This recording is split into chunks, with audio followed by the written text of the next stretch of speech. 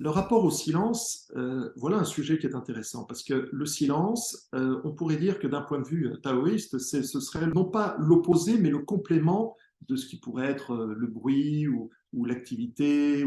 Voilà. Le silence est une expression faite de vide. Vous savez, il y a un concept chez les Chinois qui est Wu Wei. Wu Wei, c'est le vide, c'est le presque néant, c'est le vide créatif en réalité. C'est le vide qui permet l'expression de quelque chose. Quand dans un dialogue, vous prenez le temps d'écouter.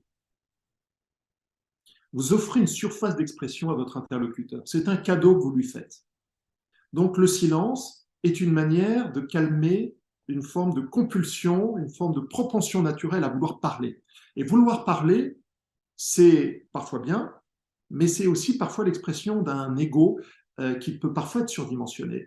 Et pourquoi est-ce qu'on a besoin de se positionner sur tout? Pourquoi est-ce qu'on a besoin de réagir à tout? Le silence est une manière de contrôler cette compulsion. C'est une manière de prendre du recul, c'est une manière de lâcher prise par rapport à cette identification que nous avons par rapport à tout. Et c'est donc une voie vraiment de développement personnel, spirituel, en grande profondeur. C'est pour ça que la solitude est également une voie d'épanouissement relationnel, parce qu'en apprenant, en pratiquant la solitude, on apprend à calmer nos impulsions qui consistent à vouloir toujours prendre de l'énergie aux autres, vouloir de la reconnaissance, vouloir de l'écoute, avoir toujours besoin des autres pour finalement nous équilibrer.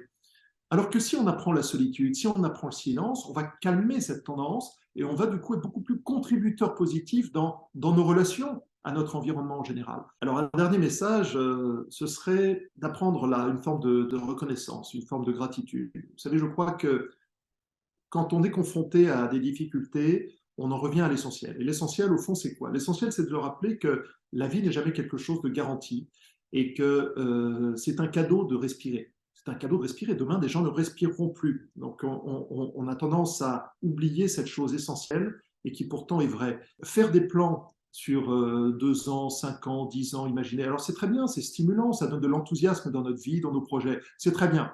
Mais en même temps, il est important d'apprendre à se rendre compte que la vie peut s'arrêter à tout instant. En tout cas, c'est une conscience que j'ai très profondément et dont j'essaie surtout de ne pas m'éloigner parce que ça me permet de me contenter de ce qui est là et qui est déjà un magnifique cadeau en soi. Et se contenter ne veut pas dire renoncer à de l'ambition. On peut avoir de l'ambition dans ses projets, on peut vouloir de grandes choses, on peut vouloir développer la meilleure version de soi-même, comme on dit souvent.